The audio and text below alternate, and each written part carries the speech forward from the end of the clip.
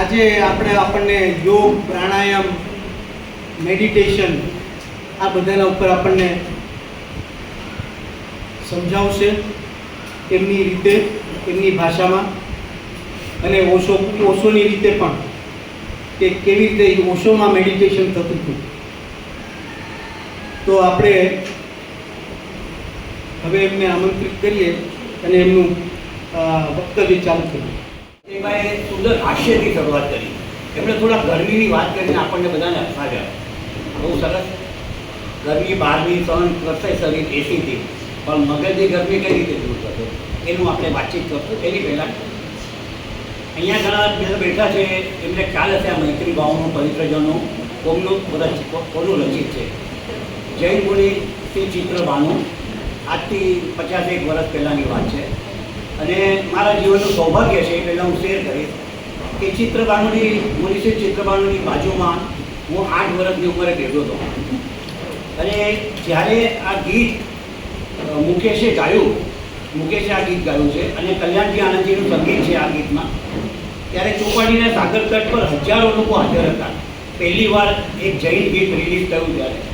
અને મારું સૌભાગ્ય છે એ ટાઈમે હું પણ ત્યાં ચોપાટીના સાગર તટ પર હતો. ઉંમર હશે 12-13 વર્ષની. તો આવા સદગુરુના સાનિધ્ય મળ્યા છે. અને ત્યાર પછી 17 વર્ષની ઉંમરે અને એ ચિત્રભાનું મહારાજ સાહેબ સાથે મારે અંદર પણ મુલાકાત થઈ છે. ત્યાર પછી અંદર એમના સાનિધ્યમાં 2 કલાક બેઠો છું સત્સંગ માટે, ખાલી હું અને મહારાજ સાહેબ હોય. 17 વર્ષની ઉંમરે ઓશો પાસે બેઠો.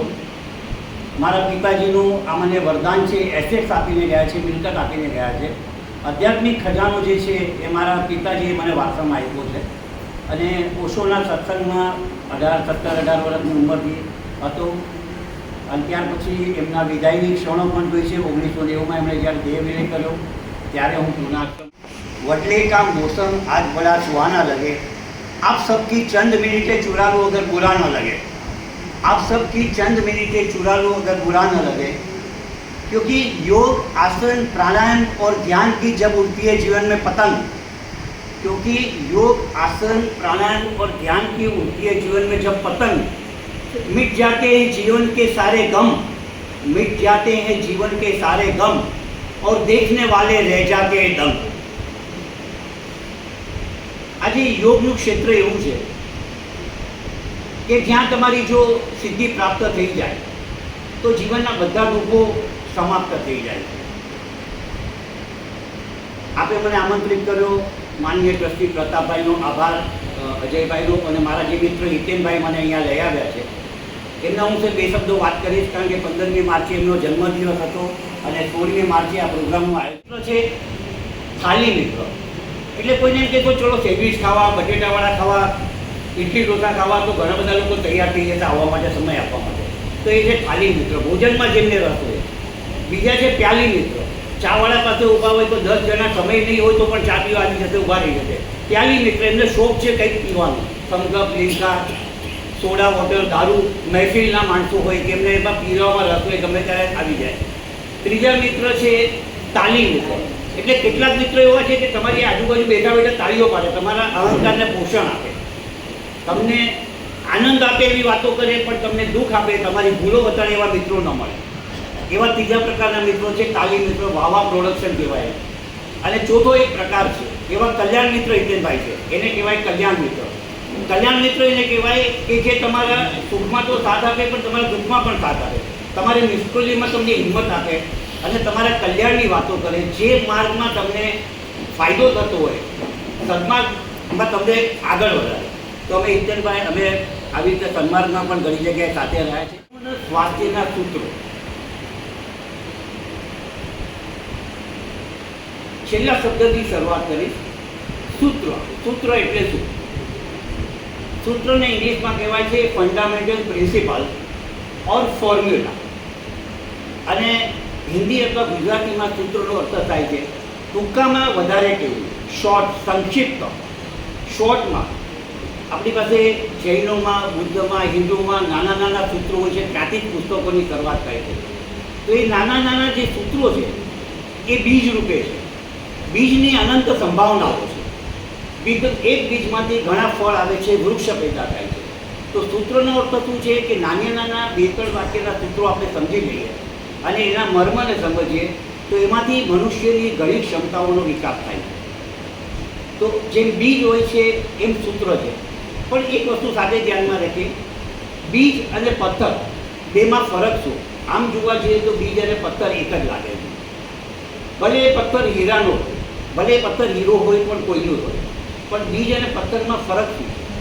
સામાન્ય રીતે તો બંને સેમ દેખાય, પણ બીજ અનેક બીજ પેદા કરી શકે છે અને ફળ પેદા કરી શકે છે. પથ્થર જો હીરો હોય, કોઈનું હોય, તો પણ એની પાસે ક્ષમતા નથી કે બીજા કોઈનું પેદા કરી શકે. છે સ્વયંનો અર્થ જાણવો. નો યોર સેલ્ફ, સ્વાસ્થ્ય, સ્વયંનો અર્થ જાણવો. અને બીજો સામાન્ય અર્થ છે એને આપણે પકડીને આગળ ચાલીએ, કારણ કે સ્વયંના અર્થની વ્યાખ્યા પછી અલગ થઈ જશે. પણ બીજો શબ્દ છે સ્વાસ્થ્યનો અર્થ છે સ્વસ્થ રહેવું. આ સ્વસ્થ રહેવું એટલે શરીર સ્વસ્થ નહીં, શરીર સ્વસ્થ, મન સ્વસ્થ, હૃદયની ભાવનાઓ સર અને આત્મા સર. આ ચારે સ્તર પર જ્યારે કોઈ માણસ સ્વાસ્થ્ય પ્રાપ્ત કરે ત્યારે એ હેલ્ધી ગણાય. સામાન્ય માણસ હેલ્થની નિશાની આપે છે, મને કોલેસ્ટ્રોલ નથી, ડાયાબિટીસ નથી, બ્લડ પ્રેશર નથી, પણ આ બધું કોઈ હેલ્થની વ્યાખ્યામાં નથી આવતું. અને અંગ્રેજીનો શબ્દ હેલ્થનો અર્થ પણ થાય છે હોલનેસ. એ રૂટ છે, એ રૂટ પરથી શબ્દ આવ્યો છે હેલ્થ, હોલનેસ પરથી. તો આપણે આજે જે બી વાત કરશું એ વાત એવી હશે ફક્ત શરીરની નહીં, મનની વાત, હૃદયની વાત, અને છેલ્લે આપણે મેડિટેશન લઈશું. કારણ કે મારો મેઇન સબ્જેક્ટ મેડિટેશન લેવાનો હોય છે, પણ આપણે એની પહેલાં તૈયાર થવું પડે, ફાઉન્ડેશન નાખવું પડે. તો આ હેલ્થ શબ્દ અને આરોગ્ય શબ્દ સાથે સંપૂર્ણ આરોગ્યની વાત હું સંપૂર્ણ સ્વાસ્થ્યના 7 સૂત્રો ટૂંકમાં, સંપૂર્ણ સ્વાસ્થ્યના 7 સૂત્રોમાં એમ કહે છે 7 ઇઝ હેવન. 7 સ્વર્ગ છે અને 7 નરક છે. પણ આપણને એ વસ્તુ ખાલી સાંભળવામાં આવી છે. કોઈ સ્વર્ગમાંથી આવીને પાછું કહેતું નથી અને કોઈ નર્કમાંથી આવીને પાછું કહેતું નથી. પણ હું વાત કરીશ, there are 7 ways to create heaven on this earth and 7 ways to create hell in this earth. આ પૃથ્વી પર રહીને જ આપણે સ્વર્ગ ઊભું કરી શકીએ છીએ અને પૃથ્વી પર રહીને જ આપણે નરક પણ ઊભું કરી શકીએ. તો 7 ઇઝ હેવનના મારા સૂત્રો છે સંપૂર્ણ સ્વાસ્થ્ય માટેના. પહેલું સૂત્ર છે, પહેલું શું તે જાતે રહ્યા, હેલ્થ ઇઝ સુપ્રીમ વેલ્થ, એની મેં વાત કરી હતી. બીજું સૂત્ર હું કહીશ, લાફ્ટર ઇઝ ગુડ मेडिसिन. हास्य, हंसता रहो, क्योंकि ऐसा कहते हैं कि एक झूठ आदमी की 5 मिनट कम कर देता है, एक झूठ आदमी की 5 मिनट कम कर देता है और एक हास्य आदमी की 10 मिनट बढ़ा देता है. इसलिए अगर हंसते हंसते झूठ बोलो तो भी 5 मिनट का फायदा है. हंसता माणसो, હવે લાફિંગ ક્લબ ચાલે છે બધી જગ્યાએ. શા માટે? હસો. ત્રીજું સૂત્ર છે હું કહીશ, સાહિત્ય સંગીત કલા વિહીન. સાહિત્ય સંગીત કલા વિહીન મનુષ્ય જીવન પશુ સમાન.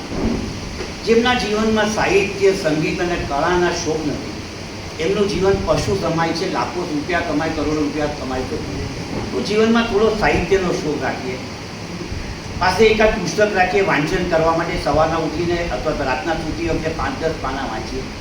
બીજું થોડો સંગીતનો શોખ રાખીએ અને ત્રીજો થોડો આર્ટનો શોખ રાખીએ. એ ત્રીજું સૂત્ર છે. ચોથું સૂત્ર હું આપીશ, forget the past and forget the future. રાત ગઈ બાદ ગઈ. જે થયું છે, જે ગઈકાલ વીતી ગઈ એને ભૂલી જાઓ, સતત ભૂલતા મેમરીમાંથી ડિલેટ કરી નાખો અને ભવિષ્યની બહુ ચિંતા નહીં કરો, કારણ કે ભવિષ્ય અજ્ઞાત છે. કલ ક્યાં હોગા કિસકો પતા, અભી જિંદગી કા લે લો. હવે તમારી બંને હથેળી નાભી પાસે રાખો. ધીમે ધીમે ઊંડો શ્વાસ ભરજો. શ્વાસ ભરતા હાથ ધીમે ધીમે ઉપર એકવાર આંખો ખોલીને જોઈ લો. આ રીતે હાથ નાભી પાસે રહેશે અને નાભીથી ઉપરની તરફ હાથ જશે ધીમે ધીમે, અને થોડું ઘણો શ્વાસ અંદર લેવાનો, ઊંડો શ્વાસ લેવાનો છે. લંગ્સ અને હાર્ટનું એક્સપાન્શન થશે અને કોન્ટ્રાક્શન થશે. અને હાથ શ્વાસ ભરાઈ જાય ત્યારે હાથ નીચે લઈ જતા શ્વાસને છોડવાનો છે અને નાભી સુધી લાવવાનો છે. આ રીતે આપણે શ્વાસ અંદર inhale as much as you can. Bring your hands towards your heart. હથેળી ઊંધી કરો, હાથ નીચે લઈ જતા શ્વાસને બહાર કાઢો.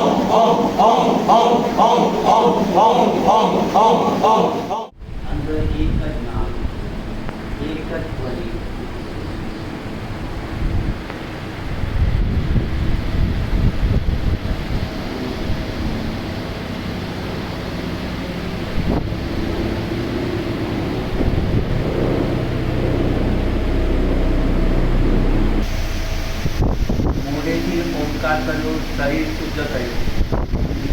મનથી ઓમકાર કરો, મનમાં ઓમકારનું જ રચન, જે તમારા વિચારોને શુદ્ધ કરશે, મનને શાંત કરશે.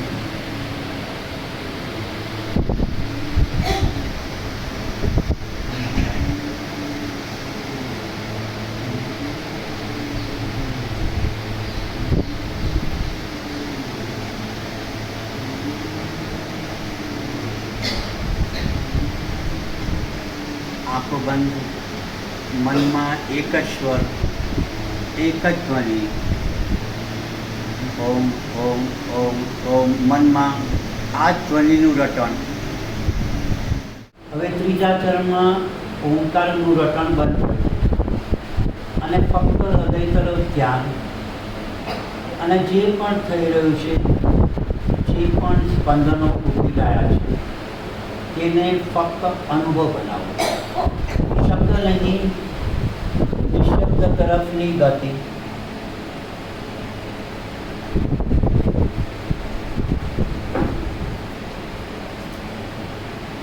ગરદન ઝુકાવી રાખો, હૃદય તરફ જુઓ.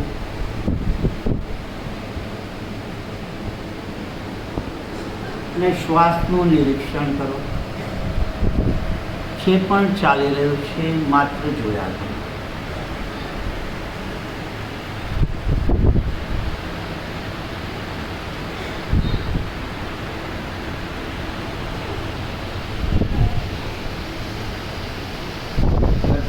હૃદય તરફ ઝૂકેલ, શ્વાસ ચાલી રહ્યા છે, શ્વાસને જોયા કરો. મનમાં કોઈ વિચાર આવી રહ્યા છે તેને જોયા કરો. હૃદયમાં કોઈ ભાવ થઈ રહ્યા છે.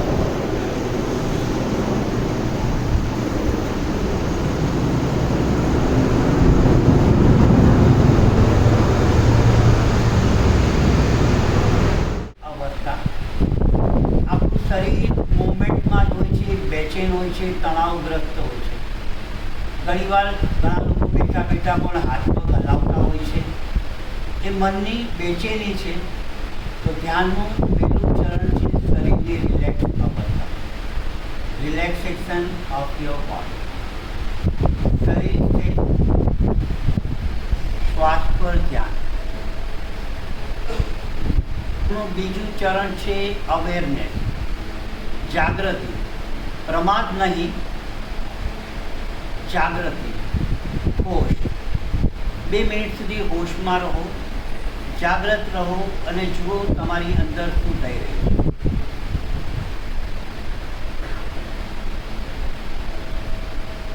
ધ્યાનનું ત્રીજું ચરણ છે સાક્ષીભાવ, અવેરનેસ એન્ડ વિટનેસિંગ. શરીર સ્થિર થઈ ગયું છે, મન શાંત થઈ રહ્યું છે, અને આ શાંત ક્ષણોમાં જોતા રહો અને એક જ ભાવ રાખો, હું માત્ર જોનાર છું, હું માત્ર દ્રષ્ટા છું.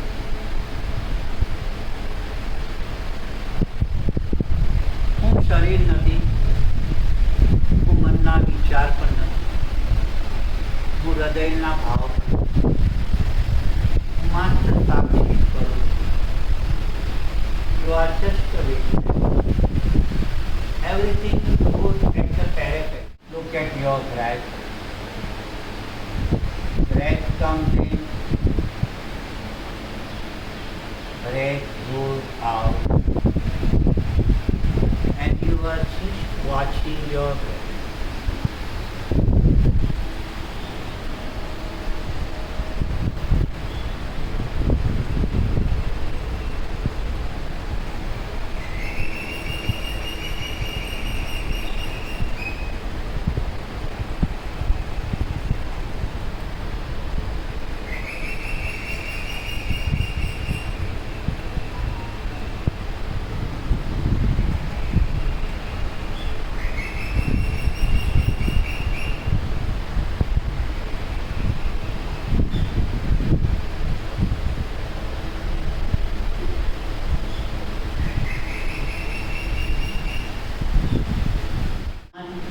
જાગૃતિ. નો માઇન્ડમાં જતા પહેલાંનું